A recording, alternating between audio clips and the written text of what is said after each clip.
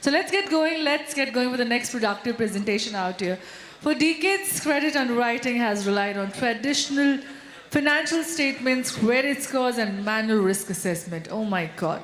But today, we stand at the threshold of a new era where AI, alternative data, and data triangulations are transforming decision making on a larger landscape. So let's hear it from the key speakers out here. The experts I'm going to call up on stage right now is Manmeet Jain, Head Product Solution Acumen. Can we have a huge round of applause for him, along with Devas Shekhira, Acumen, Director, Product Solutions. I think थोड़ा जोरदार तालियां हो सकते हैं उनके लिए, so that I know that after lunch we are still zealful out here. Thank you. Right after lunch, I have an additional challenge, I believe, to keep the group engaged. And along with that, to also prove that AI is not just another buzzword in the industry. I am Manmeet Jain. I lead product solutions at Acumen, and along with me, I have Devas Shekhira, and we together would be taking you through how AI-driven decisions and data triangulations are making credit underwriting more precise, scalable, and risk-averse. More importantly, we'll also cover how financial institutions can make use and stay ahead in this transformation. Despite having all the data in our fingertips today, we still make decisions based on incomplete, inconsistent, and often dated informations. Let's be honest, credit underwriting today still has its blind spots. Think about the last time you took a credit decision, be it an underwriter or an approving authority. Was it still based on a gut feel, or was it only based on data? And more importantly, was the data complete, accurate, and connected? Before we try to understand where we are headed, let's take a step back and see how the credit evaluations has happened in terms of digital underwriting.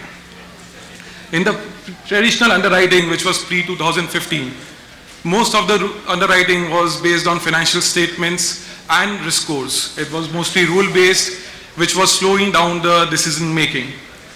And retail and lending at that point in time could take even 5 days, and commercial could even take months. As a result, we were losing on business opportunities, and it was slowing down the decision-making. Then with the digital era, with data and cloud coming in, we saw a lot of transformation happening on the data side. We saw automations in regards to banking, bureau, and other data integrations. And then all of this helped us speed up the process. However, we were still dealing only with structured data. That means we were still scratching only the surface of the true financial health of the borrower. Result of which, the retail underwriting, still the tag got reduced to 1 to 2 days, and wholesale could still take a 1 month or a half. However, now we are in a phase of AI and machine learning based alternate data solutions, fundamentally changing how the risk is assessed. Real-time decisioning, analytics, and data triangulations means that we can move from a reactive underwriting to a more proactive underwriting. Approvals today are any which ways happening in minutes, and commercial lending could be completed within a week's time. Therefore, the shift is clear. We are gone from slow manual processing to enhanced efficiency.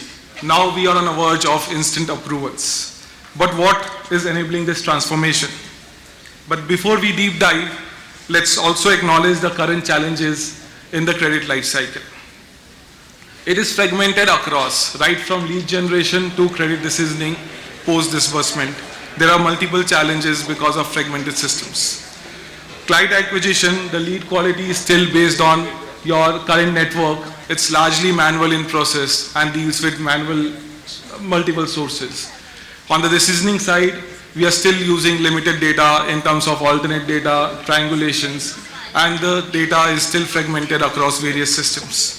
Similarly, on the post-disbursement side, we see delayed payment processing, ineffective debt recovery models, and also we are taking limited use of the interaction histories. On top of this, legal and compliance adds their own challenges. However, credit manager is not just, doesn't get restricted only because of data. The system also has certain issues. Today, the credit managers jungles between multiple systems. They have to log in into multiple systems to assess, say, bank statements, GST, ITR, and so on. The fragmented approach is slowing down the decision making. Now with every lender, even the approval processes are very complex. The rigid systems that we have today are not able to handle this complex workflows. Therefore, a lot of this is still handled manually by the trade managers, leading to inefficiencies. And thirdly, on the triangulation side, since there are limited cross-verification and to identify inconsistencies, the trade managers today struggle to get a unified borrower profile. And similarly, on the vendor side, most of the vendors today are only solving one problem. They may either be solving the problem in regards to data integrations, workflows, or scorecards, but none of them are providing an end-to-end underwriting solution. And hence, let's see how we can bridge this gap. So Manmeet, you talked about the fragmented systems here. So herein where is the unified portal comes into the picture. We truly need AI-powered underwriting engine that can serve the purpose and ensure that everything is in place. The unified portal will solve multiple purposes. It's a single platform wherein you can place the request for ITR, GST, bank statements, bureau, financial statements, and all the different sources of data. Not only that, the unified portal is a very simple process. It's a kind of a click and go system wherein the user does not need to navigate through multiple systems. It aggregates data, and not only that, it offers also a automated CAM generation tool wherein from all the data sets you can cross-triangulate data and prepare it in a CAM. This is a one-stop solution for all your vendor needs. You don't need to integrate with multiple vendors since you get all the data sources at a single place, and that will help in reduce the cost and also help in vendor management as well. So by leveraging the data aggregation here from multiple sources, you can actually unlock the power of triangulation here. So what exactly is data triangulation? Imagine you are making a jigsaw puzzle wherein you have multiple pieces which are from different boards. There are of different sizes, different shapes, and there are multiple missing pieces as well. That is exactly the challenge underwriter faces today. Basically disconnected data, fragmented systems, and it all doesn't add up, it all doesn't come in a single place. Let us see the challenges which are faced by the credit underwriters currently. So disjointed data sources, scattered data sources which does not lead to an efficient system. That is wherein the unified portal comes in and gets multiple data at a single place. Lack of standardization, so data is available in multiple formats, be it you're extracting the data from the web, from the PDF uploads, from scanned statements. The triangulation will get this data standardization through OCR, machine learning capabilities, and ensure that the data is structured in a very nice manner. Alternative data, which is the talk of the town these days, it is quite underutilized. Traditionally, financial statements, bureau scores, and all those are something which is used to make decisioning, but your alternative data can also really help when you have triangulation along with that. So another challenge is no cross-referencing of data.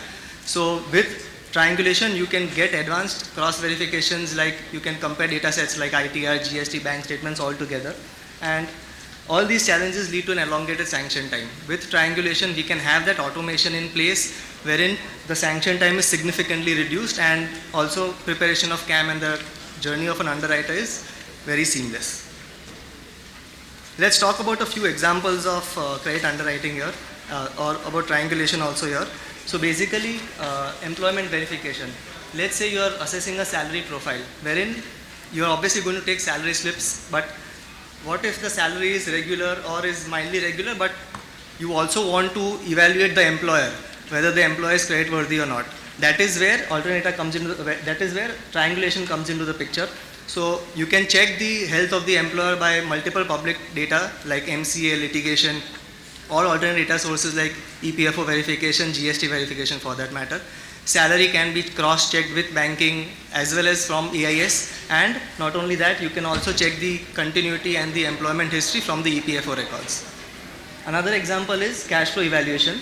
So with data from GST, banking, and MCA, you can check what is the month-on-month revenue in the GST, what is the month-on-month credits which are reported in the banking.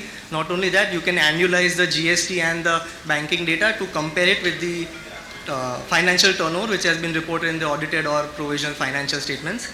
To go a step ahead, you can also verify the top customer details from the GST and triangulate the data with banking, whether the realization and all is regular or not. This will really help you see whether there is any misreporting in the data, related party transactions, or any cash reporting for that matter. Another use case is related party transactions. So if you want to cross-reference related party, you can auto-fetch related party from MCA. You can get directors, partnership data, all that from the MCA. What you can do is you can cross-tally that along with banking data, wherein you can banking and GST data, and you can see the volume and the quantum of transactions along with that. So not only that, there are other triangulation aspects also, wherein EMI mapping, that is banking and bureau, ITR and GST, wherein you're cross-checking the ITR reported banking as against the applicant submitted banking data. The MSME payments, so you're comparing the MSME supply details from the MCA which are outstanding and whether the same have been paid in banking or not. Contingent liabilities, so all the contingent liabilities which are reported in the annual statements, if any of them have accrued or if any payments have been done in the banking, you can know that there can be a possible short-term or medium long-term liquidity crunch here. And you can have a holistic view, so you can cross-check audited financials, investor presentation, credit rating rationale, as well as the industry sector details to get a holistic outlook of the particular borrower here. So the goal here with triangulation is not just to collect data, it is to contextualize data and it is to connect the data as well. That's how triangulation is transforming the credit underwriting journey.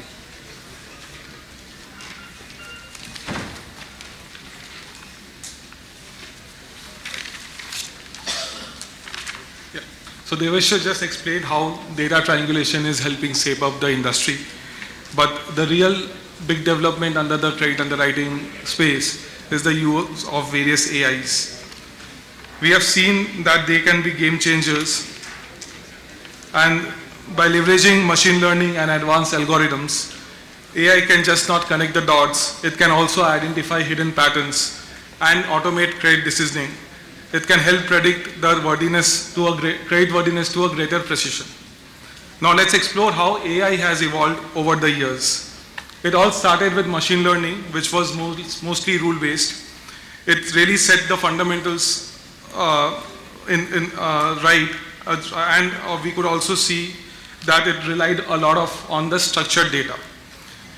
With discriminative AI, the AI became more precise, and it could identify the various patterns and behaviors. It could ideally classify the borrowers into risky and good with greater accuracies. However, AI has now just moved beyond data as well. It can generate insights. From automating credit memo notes and to explain the contextual explanations for credit decisioning, generative AI is transforming the landscape here. However, the future lies in agentic workflows. Agentic workflows are the ones wherein they will interact, self-learn, and make decisions in real time. These are agents that can help in credit monitoring, customer engagements, and can reduce the human involvement to a larger extent. AI will continue to evolve. They will go into deeper insights and deeper triangulations, making underwriting will go more smarter. However, they will not be able to replace underwriters. They will augment them. They will fill the gaps, eliminate the inconsistency, and enable faster decision making. So underwriting today, as we know, is not just about financial analysts. A modern underwriter is supposed to be a good researcher. He is supposed to be a good financial analyst. He needs to be a good communicator, negotiator, and various other skills, and all at the same time. Such skills are less to be found in one individual person's, and that is where agents come into play. They do not have any bandwidth restrictions.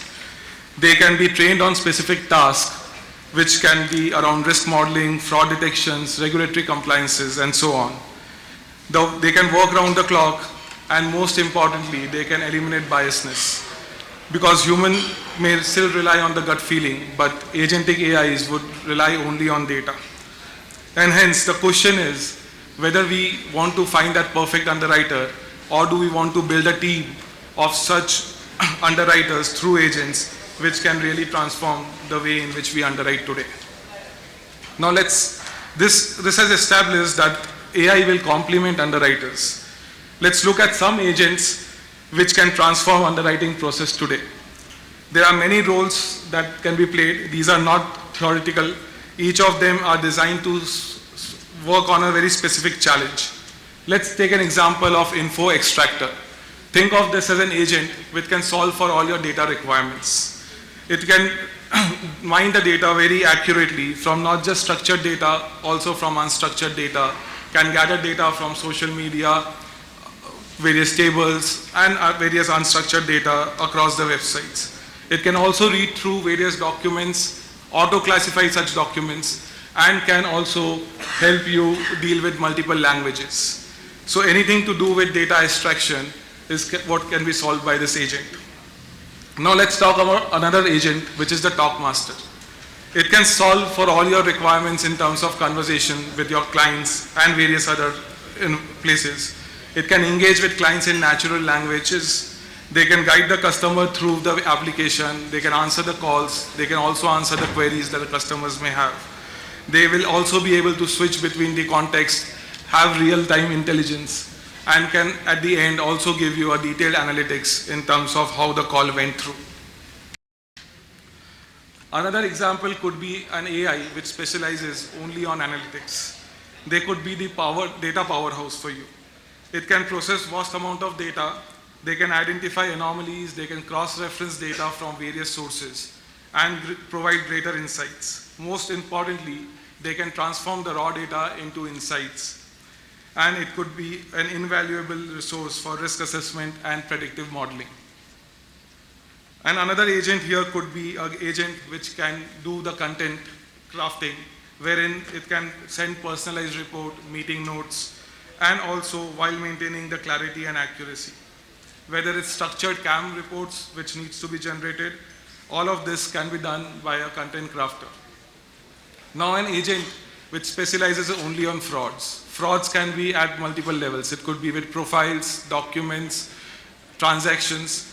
An agent who has been trained only on fraud can verify all these transactions through documents, cross-referencing, and it can identify the various behavior trends. It can be trained also on the various fraud databases, and hence can provide an end-to-end solution for your fraud analytics. Lastly, we can think of an agent which is your intelligence behind decisioning. Today, the underwriting is still mostly static in nature. However, the profiles of the customer differs from person to person. Today, the trade policies doesn't take into account the various age differences or the industry locations and the promoter experiences. However, all of this, when combined into an intelligence, can serve to have dynamic pricing. It can help you with identifying the various risks in the profile, and it can also help you with a recommendation at the end. And hence, all of these agents are designed to solve a very real-life challenge. We can deep dive into some of these aspects. We can now talk about an agent, Talkmaster. Now let's talk about a customer having a credit manager currently doing an underwriting personal discussion, which is still manual in nature. He will go and have various questions and answers with the borrower, and he would then rely on his intuition, wherein this agent can have this automated, and at the same time, it can also do a lot of analytics while the questions are being answered by the borrowers. It can help you analyze all of these data with real time. Towards the end, it can also provide you with a sentiment score and can also ensure that each and every aspect of the discussion is captured properly. It can also give you a note in terms of what are the future actionables post the discussions. So all of this can be used in real life. We can talk about a few more agents as real life examples. Yeah. So talking about interactive platforms here, imagine a platform wherein you're not only getting data, but you're also getting insights, you're getting flags, you're getting summarizations, and you're getting scoring as well. So consider in this platform that you can have a prompt to a bot and you can just ask them information. Let's say you're prompting the bot here, comment on the working capital cycle of the borrower. What it will do is the bot here or the agent here will summarize all the information, be it structured data, be it unstructured data. It will get it all in one place and give you all meaningful information here. Let's take an example for the matter. Working capital position, prima facie it will look as if the current ratio and the quick ratio are good, so the overall the credit worthiness is fine. But if you're cross-triangulating the data along with GST, banking, you'll see the receivable turnovers is 90 days, which shows slow data movement. From that, you'll get some of the data wherein the overall sales realization is on a lower side in the banking. When you're seeing that that particular data is also affected by fire, that is some information which you brought it from the news, which is a publicly available data. Inventory turnover is 60 days, which is slower than the industry norms. You're getting information from the industry there. You'll come to cash flow analysis, wherein the cash flow seems stable, but due to the delayed in the receivables, there seems to be some liquidity issues, or probably related party transactions, infusion of funds, which may indicate some short-term or long-term stress. Okay, coming to content crafter. So currently all the CAMs and all, people are preparing it manually. The credit manager has to undergo a lot of unstructured data to actually structure it and put it in a good place. Herein the content crafter is kind of an agent wherein they'll triangulate data and through generative AI commentary and summary, they'll give the data around all the different points here. So let it be web-based search, social media, industry reports, peer companies, financial data, alternate data, or unstructured data. From all the different sources, they'll give a summary or a commentary of the CAM here. Next is RecoMind. So consider this as a recommendation model wherein the user will prompt the agent here that give me a recommendation or give me a summarization of this. The recommendation model will give the key strengths, it will give the key weaknesses, it will also give what is the recommendation, it will give indicative sanction covenants along with that, and on top of that it will also give any policy deviations which the underwriter needs to follow here. Lastly, we can take the example of a fraud sense here, wherein different frauds like profile level fraud, financial frauds, document frauds, or transaction level frauds are also coming into the picture here. So we saw how AI-powered decisioning and triangulation transforms the credit underwriting space here.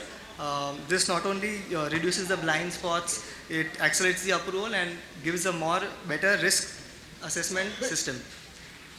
So the future of credit writing isn't about replacing credit managers, it's more about augmenting their experience along with AI capabilities. Having said that, the best decisions will come when the AI capabilities will synergize with the acumen of the credit underwriters. Thank you.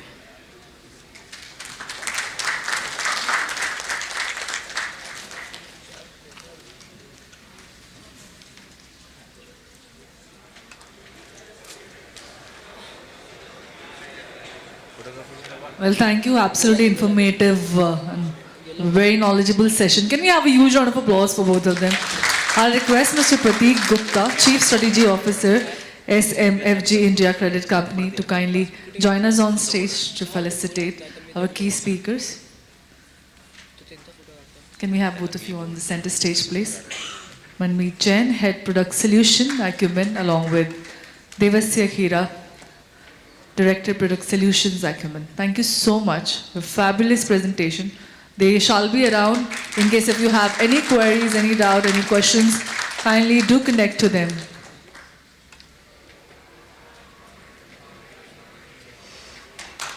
Thank you.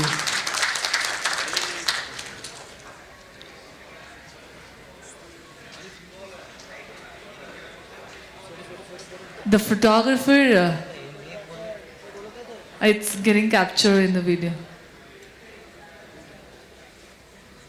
Thank you so much, sir. Thank you.